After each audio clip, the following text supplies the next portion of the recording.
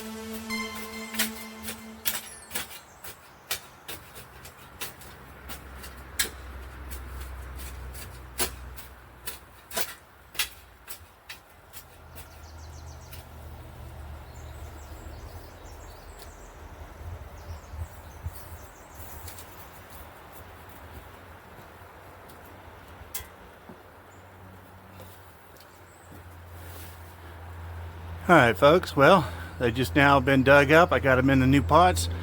All I'm going to do now is just put them in the greenhouse, and the missus is going to do some trimming on them, and we'll feed them up, water them, and get them back healthy again and get them back in the ground.